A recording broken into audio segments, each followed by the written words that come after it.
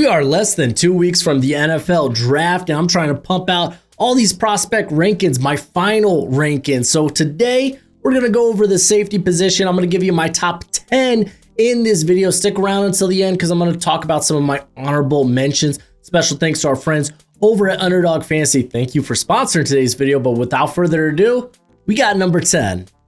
And that is Sebastian Castro out of Iowa. He's 5'11", 203 pounds. He's a former 3-star recruit from the 2019 class. Yeah, he's old. He's going to be 25 at some point during his rookie season. But he used to play quarterback and defensive back in high school. Also did a little track and field. Redshirted his freshman year there at Iowa. Didn't become a starter really until 2022, where he played 8 games in the slot, or started 8 games in the slot. And that's where I like him. In the slot, or maybe even in a box safety role, because he's got that tone setter to him. He brings unmatched energy and physicality to the position. He is a spark plug for that Hawkeye defense. And like I said, tone setter. Dude hits hard. Like sometimes to his own detriment. Sometimes you'll find him slipping off of would-be ball carriers because he's just coming in too hot. He had a 15.9% missed tackle rate last season, but you love that he just brings that energy and brings that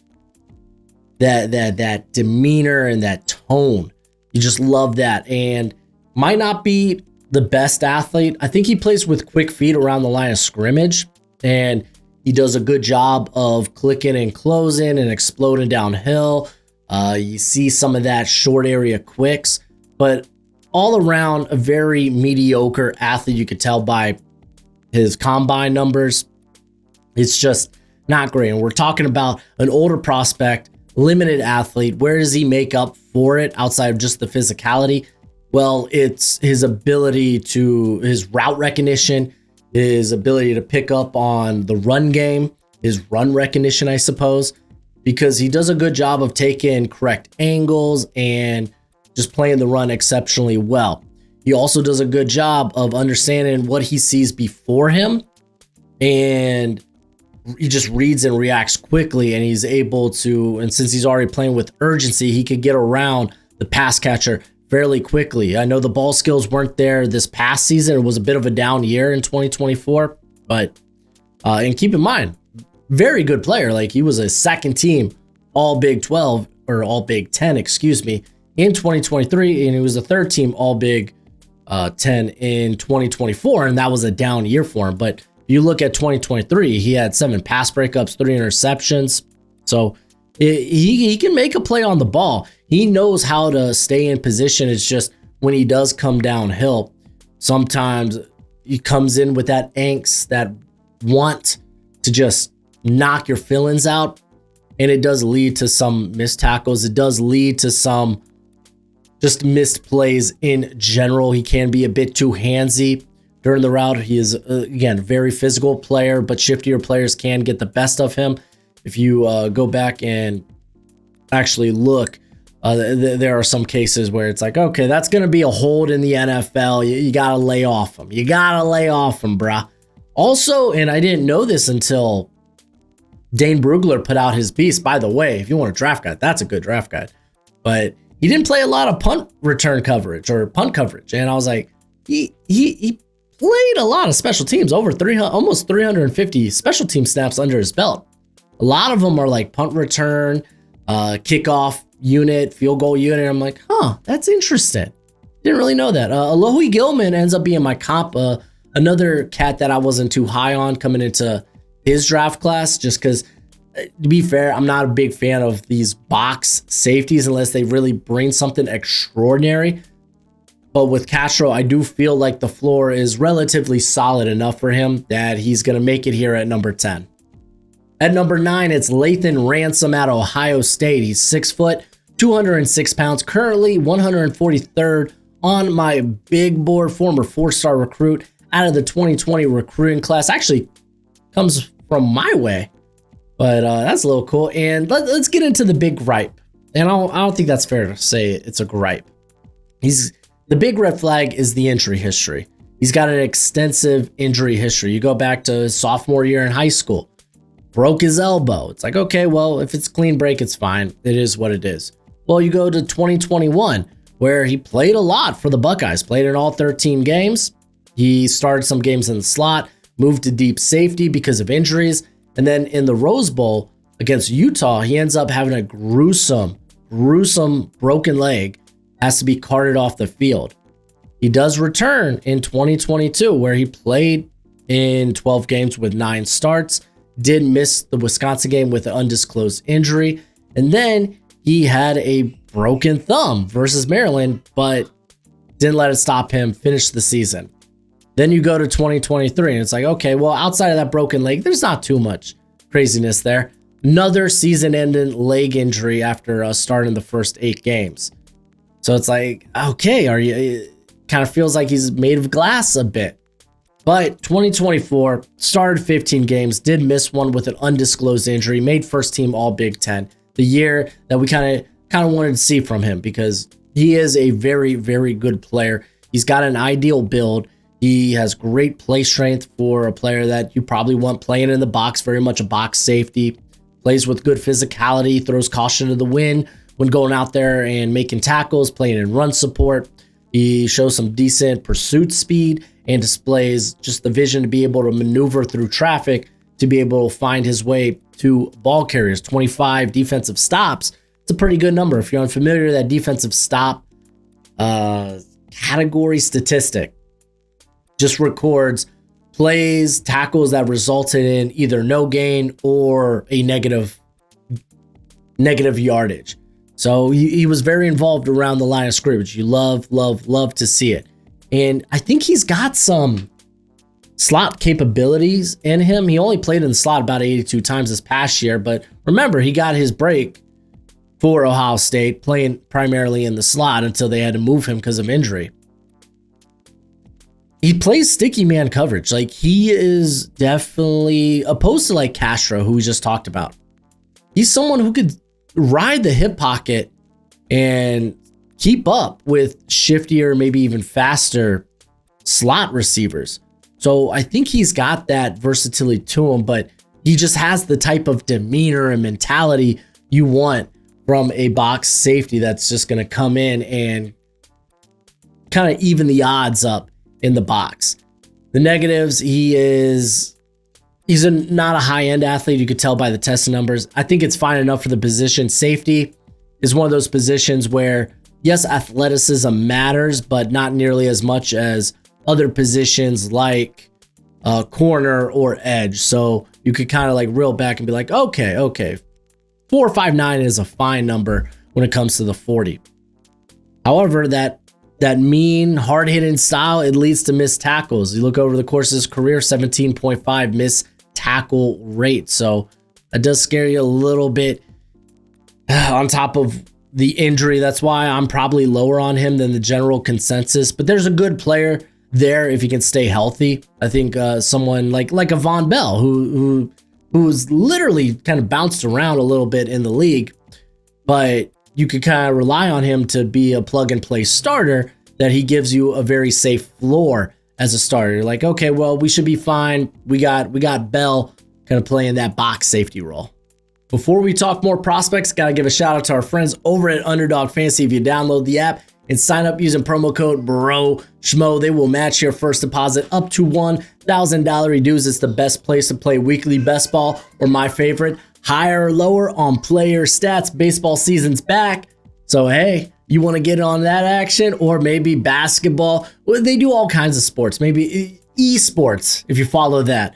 But it's a fun way to play. And if you do sign up, don't forget, it's promo code BROSHMO. But as always, please play responsibly and play within your means.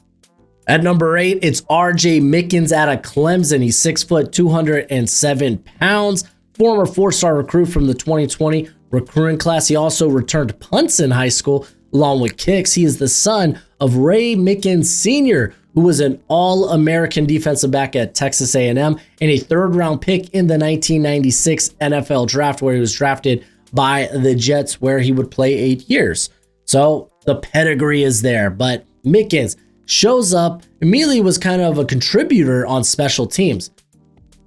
But you couldn't keep this guy away from the starting lineup. He ended up getting 2 starts in 2021 and was for the most part, a full-time starter, like played a lot of snaps, even if it wasn't, oh, he started the game for the next 3 years. And he has been a very consistent, stabilizing force for the secondary the past 3 years for Clemson, because he's just a very solid player. And I remember when I did his summer deep dive, I looked at, I was like, I don't think he's an okay, good, not great athlete that just plays the position hella well. It feels like a day 3 pick to me, someone that maybe the upside's not blow your pants off, but the floor is very safe. And I still feel similar. I feel that I'm in the same ballpark there. It's just I get to some of these safeties in this class, and it's like, well, I mean, feels like Mickens might just be a safer athlete compared to guys like, well, Ransom and Castro. He's got a solid build and plays with very good physicality. He has really good play recognition. I mean, this year, 5 pass breakups, that's a very good number on top of 2 interceptions. And he knows how not to take himself out of the play. He never gives too much cushion, but he gives enough cushion maybe to try to bait the quarterback into an errant throw. But there are times where he can get too physical in coverage. Like I said, he plays with good physicality, but there are times where, like, in coverage, it's like, yo, get your hands off him. You can't be that grabby at the top of routes. That's going to get called in the NFL. As a tackler, he does feel like a headhunter. It might not come with like a bad missed tackle rate, because this year, for his style, 13.1% is actually a pretty solid missed tackle rate. But he was a guy that had to miss a game because he got ejected for targeting. He needs to lower the hitbox on his tackles. But he brings a lot of experience, good versatility, a ton of special teams experience as well. In my mind, he's someone that can wear a lot of hats for your defense. That's why the first player I went to was Kamari Connor, who was a former Virginia Tech player. I was like, is this guy a safety? Is he a corner? And he plays with Kansas City and played a little bit on the outside, but for the most part, it's kind of just been bouncing around the secondary. I feel like Mickens could be a very similar prospect in that regard. Coming in at number 7, it's Billy Bowman Jr. out of Oklahoma. He's 5'10", 190 pounds, currently 109 on my big board. And a guy that I just want to keep putting higher. You watch his tape, you love the way that he plays, but he's got some real limitations. Let's first get into the background. Former 4-star recruit from the 2021 recruiting class, played both wide receiver and defensive back. Immediately got 7 starts in the slot as a freshman and was essentially the starter from there on out, whether it was in the slot or at safety. He made first team All Big 12 in 2023. He was a third team All SEC this past season. Absolute ball hawk. No kidding. This guy's a former wide receiver. He plays the catch point so stinking well. Now, the ball skills weren't nearly on display this past season with only 1 pass breakup and 2 interceptions, or that might have been vice versa. But if you look at the year before, or even the year before that, he had 9 interceptions from 2022 to 2023 with 6 pass breakups. Yeah, you could go back to his 2023 tape where it was Texas was in the red zone and Ewers tries to essentially put it up over the middle for Jatavian Sanders to go up and grab it, and Bowman just lays him out. He sees where the ball's going to be. He's like, hey, I can't reach that high, but I could definitely take the wind out of the sails of Sanders. And he did just that, jarred the ball loose. Like, this dude shot out of a cannon, very explosive, runs really fast, great closing speed, ran a 4.4 240 at the combine. On top of that, hits hard, plays with a mean mentality, like very physical in coverage, doesn't mind throwing caution to the wind, throwing his body out there. There's a lot to like about just the way Bowman plays the game. However, there is a lack of length, a lack of size, sub 30-inch arms. It shows up in run defense as a tackler. Never been a very good tackler. 25.1% missed tackle rate. Very, very high number there. He can try to put on an arm tackle, but guys are going to run through that like it was nothing.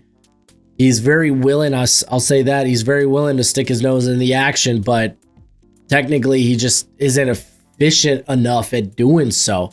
He just lacks ideal play strength. There are times where, because I did say he was a bit of a ball hawk, which means it might guys like this.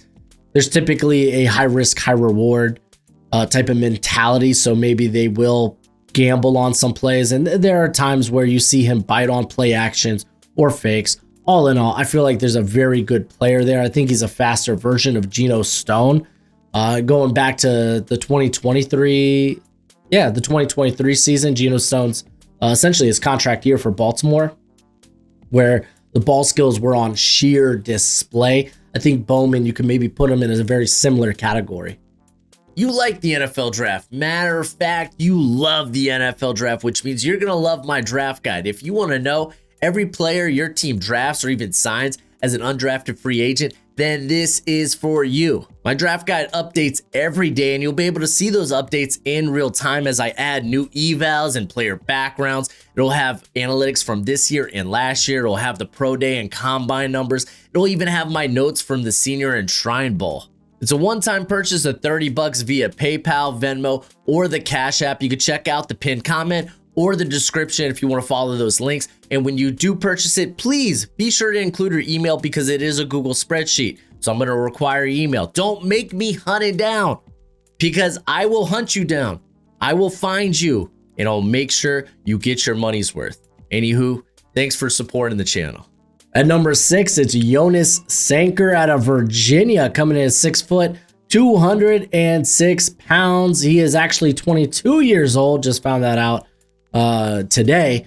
He is currently 90th on my big board, and he is a fun player to watch. So much so that I feel bad about the comp because I don't necessarily love Rashawn Jenkins as a player, but when we're talking about someone who could play in the box and bring that physicality, be an absolute tone setter, it's kind of Jenkins. And like Jenkins and Sanker have very similar, just similar weight, size, athleticism profiles that I just decided to stick with that. Regardless, Jonas here, he's a former 3-star recruit from the 2021 recruiting class, played quarterback, running back, and safety in high school, also played basketball. He also had his high school actually canceled his senior year because of the Rona. Virginia were like, hey, we'll still be happy to take you. Became an immediate starter after his freshman season and has been the full-time starter the last 3 years for the Cavaliers and has made first team all ACC the last 2 seasons. Very explosive coming downhill. I saw the broad jump number and the vert's pretty respectable as well. I was like, yeah, this dude's explosive coming downhill. He comes downhill with his hair on fire. He is looking to be the hammer that drives the nail. He's not afraid of filling gaps or running in the alley and taking on ball carriers, and so to somewhat a detriment because his hard-hitting style does lead to missed tackles. Stop me if you heard that before. I feel like I've said that about all the prospects thus far on this list. When you look at it, it's not a great tackling class of safeties. It's just not.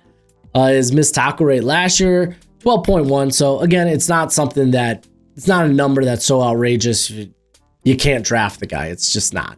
Might not have like top end speed, but again, at safety, your feel for coverage and your ability for route recognition or recognition versus the run, how you can diagnose the run, it makes up for being a okay athlete. It really, really does. His ability in zone and man coverage is just really solid. Like, he does a great job of staying in phase in man coverage, and then in zone coverage, he is just at his best when the play is in front of him and he's allowed to read the quarterback's eyes and just make a play. He reads and reacts very, very quickly. Might be one of the best run defending safeties in this class, so you do love to see that. But again, limited in terms of his athleticism, but very good player. I'd be willing to take him. Like if I'm a team that needs a box safety bad, I will take him at the back end of the third round and feel okay about it. And then at number 5, we really start to get to some of the safeties I really love in this class, starting with Andrew Makuba out of Texas, not Clemson, formerly of Clemson, but he's coming in at 5'11", 182 pounds. He is a former 4-star recruit from the 2021 recruiting class. He was actually initially born and grew up in Zimbabwe, which is kind of dope. His parents and older siblings were refugees from the Democratic Republic of the Congo. He immigrated to Austin, Texas with his family when he was 9 years old, and he played receiver and safety in high school. So very cool background there. Ends up going to Clemson, ended up being a freshman All-American in year 1. Love to see it. And then in 2022, he started everywhere. He had 11 starts, 7 at safety, 3 in the slot, and even 1 at corner. He literally can play all over the defensive backfield. Things got a little hairy in 2023, which ultimately he ends up transferring to Texas, having a banger year. Was a 3rd-team All-SEC, and just was phenomenal. Had 6 pass breakups, 5 interceptions. It was a great year, and he is a really good athlete. I think he moves exceptionally well. Really nutty short area quicks. You can see that when he comes downhill. He'll come downhill with a head full of steam, but he doesn't play like a small safety. He's got some bite to him. He's not a chihuahua. He's not all bark and no bite. He has laid some devastating hits to where it's like, are you okay? And that's going to be a concern with Makuba, where it's like his style, throwing that caution to the wind, throwing the body around to go make a play on the ball carrier. Is that going to get him hurt? Are we going to be talking about someone whose durability can't be trusted because of the style that he plays at his build? And I feel like that can be a fair question, but you just love that style. And that style also led to more opportunities to make plays on the football, which showed up this year. One of my biggest gripes coming into the year was, well, I need to see more splash plays and coverage. And he was like, hold my phone, I gotcha. Or hold my beer, or hold my Red Bull, whatever you happen to have in your hand right now. He was like, hold it, I got you. I love the versatility. I legitimately think he could play a variety of different spots in the defensive backfield, but he does have that lack of size, thin frame. It does show up, whether it's as a tackler, this past season, 14.4% missed tackle rate, or if it is like against more physical, more bigger pass catchers. He is kind of limited in that regard with what he can do, how he can attack and alter the catch point. Shows up as a blitzer. He just doesn't blitz well. I don't think there's that pass rushing upside to him. So maybe he's someone you don't put in the slot a ton. But I really like him probably best in a split high, like a 2 high look, where he could maybe be a center fielder or even come down in the box and make a play in the run game. Gives me a lot of Julian Blackmon vibes, where Julian Blackmon came in with a lot of versatility, and when healthy, Blackmon's a very solid safety. At number 4 is Xavier Watts out of Notre Dame, coming in at 6'1", 205 pounds. He is currently 47th on my big board, so everyone from here on out is in the top 50. Watts, formerly a 4-star recruit out of the 2020 recruiting class, where he played wide receiver and defensive back in high school, but was largely recruited as a wide receiver. Shows up to Notre Dame, and they were like, you know what? We don't know if you're going to stay a wide receiver. And he begins to make the transition to safety in 2021, primarily being a special teamer his first 2 years. And then became a full-time starter in 2023, where he had a buttload of interceptions. I think 7 interceptions in 2023. Won the Bronco Award, which that's awesome. Was a first team All-American. And then he had 6 interceptions this past season, started all 16 games, joined his team in a chance to win the national championship game, which ended up being a much better game than I anticipated. And the comp writes itself, right? He's Xavier McKinney with these type of ball skills. He just is. He's an absolute ball hawk. Must be that former wide receiver in him, but he's got a legit nose for the football, always flowing to the action. Does a great job of attacking the football. I think he plays faster than how he tested out. 4.56 kind of surprised me. For his 40 time, I think he's much faster than that, or at least he looks much faster than that. Whether it's coming downhill to come make a play or having to flip his hips and turn and make a play down the field. I just think he's a better athlete than how he tested out. He's also got some versatility. A dude that can line up in the slot, in the box, and deep. He's played in a variety of different coverage schemes, so it gives you that versatility as well. Plays a physical brand of football, heat seek and missile. He'll knock your top off. Who would have thought? Does lead to a bigger missed tackle rate than you'd like, but 12.6% this past year is not terrible for that type of style. He can be a bit aggressive when it comes to taking pursuit angles, though. So sometimes you'll have him overrun or underrun the ball carrier.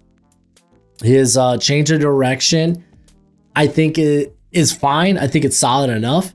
I think he could be a bit stiff as an athlete. He's very much more a north and south type of athlete, though, which again puzzles me why he only ran a 4.56. He is still a little see ball, get ball. So there is a little bit of reeling back when it comes to the discipline and not biting on necessarily everything. I thought we saw improvements this past year with that. So I'm not too worried about it. Xavier Watts is a phenomenal prospect. Coming in at number 3 is my dude, Kevin Winston Jr. out of Penn State. He's 6'2", 215 pounds, currently 42 on my big board. Probably should have been higher if he didn't get hurt. I feel like a lot of people forgot about him. And I always kept him in there. I was like, I'm not going to bounce this guy out of the second round. I just can't. His 2023 tape was that good. Anywho, former 4-star recruit out of the 2022 recruiting class, participating in track and field. In high school, his father played football at JMU, James Madison, baby. In 2022, he was primarily a backup, but was a full-time starter in 2023. Again, this is where we're pulling all the tape from, because outside of one lone game this season, where, I mean, you could also, was it the Bowling Green game he tried to play? Where it was like, oh man, I think I'm a little hurt, but I think I could gut this out. Oh no, I have a partially torn ACL. Played 14 snaps. It was like, yeah, I don't think I can do this. Hold up. Regardless, the tape is good, man. To me, he feels like a more explosive version of Jaquan Brisker. I ultimately settled on Deshaun Elliott. I'm a big Deshaun Elliott fan. I thought the Dolphins should have brought him back about a little over a year ago. It is what it is.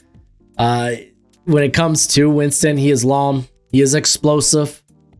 He carries 200 pounds fairly easy, has some solid straight line speed, but it's his route recognition, his ability, I guess, just show that feel or those instincts in coverage. Like, he sees everything in front of him so well that I really felt like we were going to see some legit ball skills from him this past season. Unfortunately, that just didn't come into fruition because of the injury.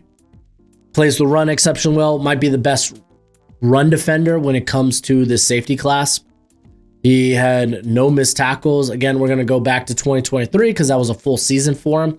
Had no missed tackles. I think his one missed tackle came on special teams. Phenomenal tackler. Could probably lower the hitbox on his hits, but we're kind of nitpicking on a guy who doesn't miss tackles. I'm not going to do that. I would say when it comes to changing direction, he can be a little stiff in the hips. So maybe that takes away from the anticipation. Doesn't necessarily have that get off, that burst that can just maybe make plays on the football in coverage. But I think once he gets coming downhill, then it's like, hey, watch out. But I love this dude. If I could put him higher, I would. I think if he didn't get hurt, he would be contestant for safety 1 in this class. But you just got to keep in mind, we only got 1 full year as a starter from him. So it's really hard to push him too high. I'm gonna be honest, I wouldn't be shocked if he went early 2nd round. At number 2, it's Nick Emmanworri out of South Carolina, coming in at 6'3", 222 pounds. If you didn't know, now you know. This dude is a freak. He's a freak. That's why I got the Jeremy Chin comp out. But he was a former 3-star recruit from the 2022 recruiting class, played everywhere on defense in high school, was initially recruited as a linebacker, and then he joins the Gamecocks in 2022. He played all 13 games with 12 starts after replacing injured safety. Who was that? RJ Roderick? Man, I remember him. But he ended up replacing him. So initially started as a linebacker, injury hit early in the season, moves to safety, ends up being a freshman All-American. They're like, you know what? We might just keep this cat at safety. We just might do it. Was a first team All-SEC this past season, had a phenomenal year. And like I said, physical specimen. Let me tell you what he made Bruce Feldman's freaks list. Let me tell you some of the numbers and let's see if he reached those numbers. So Bruce Feldman, during spring practices, had when it came to the bench, 24 reps. He ends up having 20 at the combine. Close enough. 42 inches on the vert. He jumped 43 at the combine. 138 inches on the broad. He did 138. Phenomenal. He is hard hitting, which you should be at with that size, that frame. He's nasty, and considering just the style at which he tackles with, 7.2% missed tackle rate's pretty darn good. There's some natural ball skills there. Really, like he high points the football really well. When he comes underneath, he's willing to play through the pass catcher to make a play on the football. If you look at the last 2 years, you have 6 interceptions, 8 pass breakups, really good numbers. Still developing in coverage. I don't think the anticipation is quite where you necessarily want it to be, because there are times where it just kind of feels like he's a little hesitant, or just the anticipation is just he feels a tick late, I suppose. However, again, I feel like he's trending in the right direction. He can get a little grabby when behind, and the change of direction is kind of limited by just this is why I think he didn't do the 3-cone or the short shuttle, because I didn't think there were going to be good numbers. But honestly, you don't care. Hopefully teams know what to do with this guy early on. Yes, Gojo, I know you know. Gojo out here talking about his love for Emmanworri. But if you remember with Jeremy Chin, Carolina, they played him so many different spots because it just didn't figure out, okay, well, we don't know. We want you to wear a lot of hats. And when it comes to the NFL, they're just not good with players like that. They're not good with players that can do a lot of different things. And you kind of fall out of favor because, well, you're being asked to do a lot of different things, and you don't learn it. You don't learn to do one thing necessarily really well. And we saw how that changed with Chin this past season with the Commanders. And hopefully that continues to be a trend with the Raiders. But Emmanworri, I think, use him as a split high, 2 high, someone that can creep into the box, come up and play run support. You can have him as a center fielder just because of that range. I do worry about the change of direction a little bit, but he's a hell of a good prospect. Got him 25th on my big board. At number 1, it's Malaki Starks out of Georgia. He is 6'1", 203 pounds. And I tossed and turned with whether I should have Starks at 1 or Nick Emmanworri. And ultimately, I was like, you know what? I believe in Starks. I believe in the versatility. I believe in the athlete. I believe in the ball skills. I'm going to ride with Starks as my number 1 safety. He's currently 15th on my big board. He's a former 5-star recruit out of the 2022 recruiting class, where he played running back, linebacker, and safety. He also did track and field, where he did the 100-meter dash as well as the long jump, and was an immediate impact player for Georgia. The minute he stepped foot on campus, started 14 games his senior year, where he made first team freshman All-American. And then 2023 was even better. Started all 14 games, made first team All-SEC, and he did that while playing with a shoulder injury that required surgery after the season. And then 2024 hit. Wasn't an ideal season, still made second team All-SEC, but I think a lot of Stark's weaknesses, cons, negatives stood out this year. I think it did, because he is someone that takes some suspect pursuit angles, whether it's in coverage or after ball carriers. He plays a strange brand of football where he starts the game high risk, high reward, but once the gamble doesn't pay off and he gets toasted, he turns into this deer in the headlights. And we've kind of seen that the last 2 years, where you could go to 2023 against Alabama. Isaiah Bond got him on a little fake. And after that, whenever Starks had to come up and maybe play Bond or really anybody with speed, he was a bit more hesitant and kind of waited for them to break rather than try to anticipate anything. And it came up in the Georgia game this year. Or the Alabama game, actually. Alabama once again, where Milroe just went off. So I really feel like his imperfection was on display. But at the end of the day, I believe in the athlete. And I know he didn't test great. Like, the agility score numbers were terrible. They're in the lower percentile. He ran a 4.5. People think that's slow. It's not that slow, honestly, for a safety. But he's a hell of a lot faster on the field. And that was shown by the combine workouts, like the on-the-field drills. Because his zebra time, he was consistently either the fastest or the second fastest safety in those drills. And again, this goes back to the combine. When it comes to risers and fallers, everything you see there is to confirm what you saw on tape. And if something doesn't line up, then you want to always go back to the tape. You know, you don't just rise somebody far up because, oh, they run real fast at big weight. No, that's not how it works. So Starks, he is a much better athlete than his testing. And I thought the zebra time with the on-field drills showed that. I'm willing to believe that because he is an explosive athlete. He has really good change of direction. The ball skills. He's got legit ball skills. This year, not so much. He had that nasty interception against Clemson to start the year. But after that, it was not much to speak of. But if you look at the year before, he was utterly phenomenal. Where he had, like 7 pass breakups, 3 interceptions. So, you know he's got ball skills. He's very well built for a safety.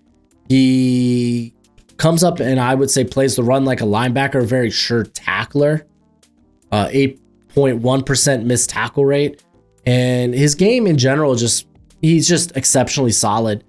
Kevin Byard, when there's a safety I really like in a draft class that just feels exceptionally solid, showcases some ball skills, but might have some questions about their consistency or maybe their testing wasn't like perfect, I go to Kevin Byard. That's my go-to. He was one of my favorite players back with Tennessee. So I'm going to stick with Starks here at number 1. Let's talk about some of the honorable mentions, some of the guys who just missed out on the list. I ain't gonna lie to y'all, I don't love this safety class. We could run through some of the slots I like that maybe can play safety a little bit, which maybe you can make a case for maybe Jordan Hancock. He could play a little safety. I think he probably ends up being more slot outside corner in the NFL, but I got him looming in that early 4th round area. Outside of that, man, for the most part, all the guys that I have as slots, probably slot / outside corner. There is Malaki Moore. Malaki Moore almost made this list over Sebastian Castro. I just wish the testing wasn't so close to one another. And I mean, to be fair, when it comes to their like explosive scores, Moore's the better player there, but I mean, they're ranked so close to one another. I'm not going to make a big guff out of it. Some of the other safeties, You got some like hard hitters like Jalen Reed, Hunter Waller out of Wisconsin, Reed out of Penn State. But I don't feel really any real draw to them. They're day 3 guys to me. I love Dante Trader. I wish he tested out better. I feel like his speed on the field is much better, but didn't exactly have a phenomenal offseason draft process. I think the real dark horse among this group is Nevada's Kenton Crawford. He's a former Texas recruit that has so much special teams experience to his name. If you didn't know, he is the only player in this class, I believe, to have over 1,000 snaps on special teams. Was it just this past year he got his first shot at being a starter?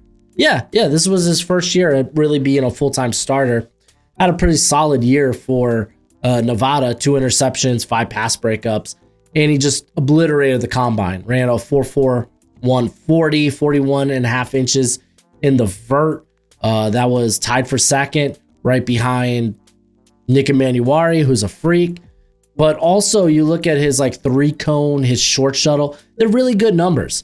So he's someone I'm probably willing to take a shot on in like the 5th, 6th, 7th round area. Outside of that, I just don't love this safety class. Maybe I'm a little more eager to talk about guys that I plan on watching that I haven't watched yet. As JJ Roberts out of Marshall caught my eye, and Dean Clark, I've seen a few people on a few people's lists as not like a top 10 safety, but as someone that could be a draftable safety in this class out of Fresno. Those are 2 guys I plan on watching before the draft. I didn't include them on the list, for one, because I don't include anyone I don't watch or haven't watched yet. And 2, it seems like they're typically projected in the mid to late day 3. So I feel like if I watch them, they're probably not going to make the list anyway. So I went ahead, made the rankings anyway. But I'm hoping to watch those guys before I'm hoping to watch those guys before the draft. Let me give a shout out to Wyatt Eckler out of Wyoming. He's another one of these guys that had a 41 and a half inch vert, but he did it at 5'10", ran a 4.44 40, 131 inches in the broad. Is that the second? I think that's the second. Third highest number. Dean Clark, actually, Fresno State had the second highest number, but he's someone that's, I only watched a few games of his, and I don't know if there's really much there outside of like a practice squad body. Like, good athlete, doesn't necessarily always put himself in the right spot to go make a play. I got some questions about his, not necessarily questions. I felt like he answered it with how he played the run. So I think I maybe watched 3 or 4 games. Didn't really give him a true eval, but I got a good feel on like, okay, you could bet on the athlete, but someone that needs a lot of development. Like, he's going to stick to a roster for special teams. But that's it for the video. Go ahead, do that YouTube thing. And as always, until next time, you be easy, my friends. Later.